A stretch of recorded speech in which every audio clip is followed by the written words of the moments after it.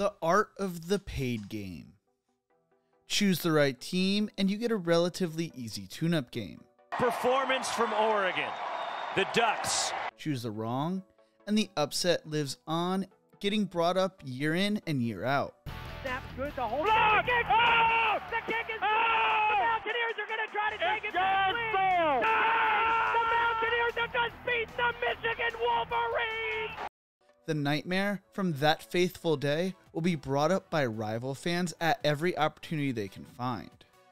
But why do these games even occur if they are supposed to be so uneven? Stay tuned to find out. But before we get into this, if you enjoy college football content like this, make sure to leave a like and subscribe. I plan to release multiple videos a week this season. Also, let me know what your favorite major college football upset is in the comment section below. The paid game, also known as the guaranteed game, is something that is ingrained into the college football schedule. It is when David takes on Goliath and usually ends in a Power 5 team blowing out an FCS team. The first ever paid game is actually believed to be the Georgia Tech vs Cumberland College game when John Heisman's group won 222-0 in 1916. The Yellow Jackets paid Cumberland College $500 for the game, and to avoid a $3,000 buyout fee, Cumberland College had sent their 16 players over, although they had dissolved their football program already. Most athletic departments outside the largest programs are left clinging on precariously to survive. These games provide the windfall that allows schools not only to continue playing football, but also offer opportunities for more student athletes in other sports as well. The reason for these games, like most things in the world, is from money. Smaller schools like the non-Power 5 programs and the FCS programs do not have the same type of television deal or financial backing like your Big Tens and SEC programs. To help with some of those costs running these programs, these games are crucial.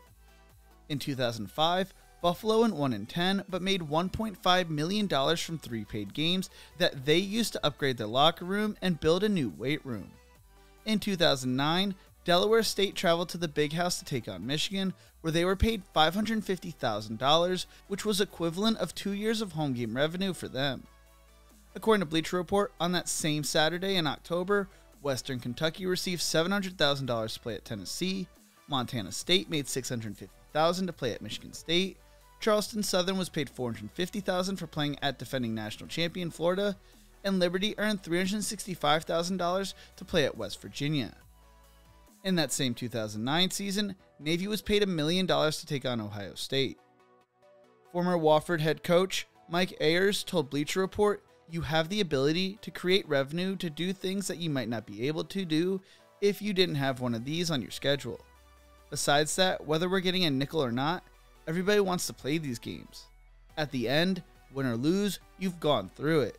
You've been through that journey." With Jamie Chadwell as head coach, Charleston Southern saw a lot of improvement for their program from these paid games. A 2013 game against Colorado led to lights being added to the field.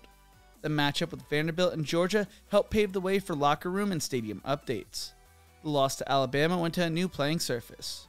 Chadwell explained, "We realize the chances of winning are very slim to none. This is a money game. We need that money to help build our program to where we can be consistent. If we didn't have these games, none of this happens. They talk cupcake and all and that stuff. Most people just don't realize how big they are for the schools like us." The crazy thing is that some schools have gotten into bidding wars to schedule certain schools.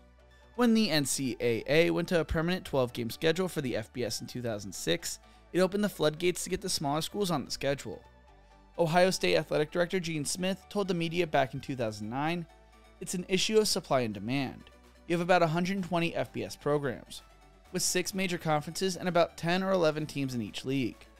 Everybody is trying to play about 4 non-conference games a year and wants to play them in September before the league schedule starts.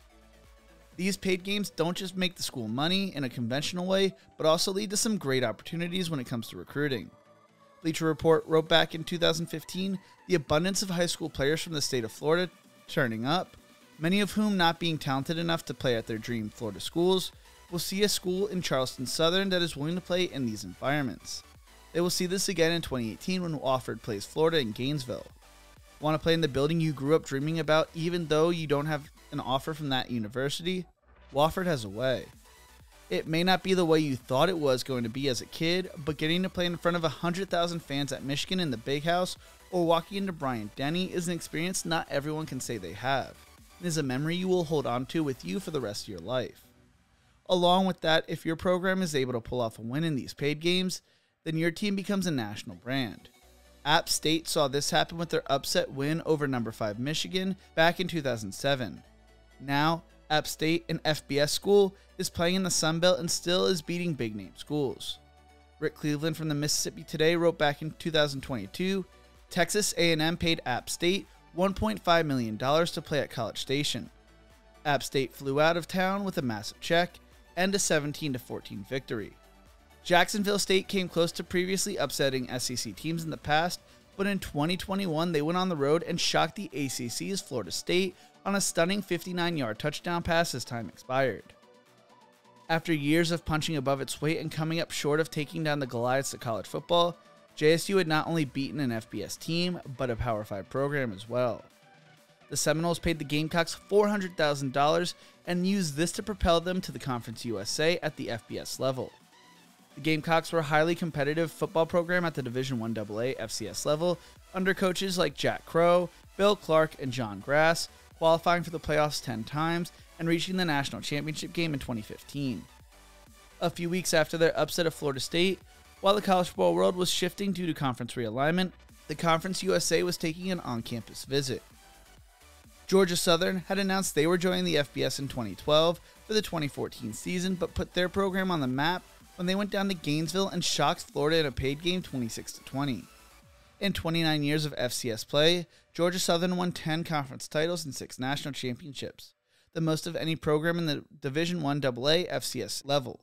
Last season, notable paid games resulting in upsets include New Mexico State over Auburn, Fresno State over Purdue, Idaho over Nevada, Southern Illinois over NIU, Fordham over Buffalo, Texas State over Baylor, and South Alabama over Oklahoma State, among others. Heading into this upcoming season, there are a few paid games that may result in upsets. North Dakota State travels to Colorado, defending FCS champs South Dakota State travel to Oklahoma State, Montana State travels to New Mexico, and Idaho travels to Oregon, which are all games that have potential to end up in major upsets. But sometimes, smaller schools get too big for these paid games. Boise State struggled to schedule opponents in the mid to late 2000s in paid games because other schools were scared to play them. Boise State Athletic Director Gene Blameyer had stated that he would play anybody, anywhere, anytime, yet he could not find a BCS school that would play his Broncos. After years of upsetting FBS teams, everybody stays away from scheduling North Dakota State, especially after they embarrassed number 13 Iowa a few years back. If a school is paying to play another team, they want a cupcake. An easy win, not a down-to-the-wire matchup. It is what makes these upset games so much more special, and all it takes is 1 or 2 plays to etch your name in history. And it's over and complete! Georgia Southern will win this one! Rush for Florida State, gonna cut it loose. Phil Yaw-Johnson caught it! Inside the 10, Phil Yaw-Johnson on his feet, he'll cut back, and Jacksonville State has won at the Horn! What do you think about paid games or guaranteed games? Let me know in the comment section below. If you enjoyed this video, make sure to check out one of my other videos YouTube thinks you will love right here. Don't forget to leave a like and subscribe for more college football content. Thank you so much for watching, and as always, remember to embrace the grind.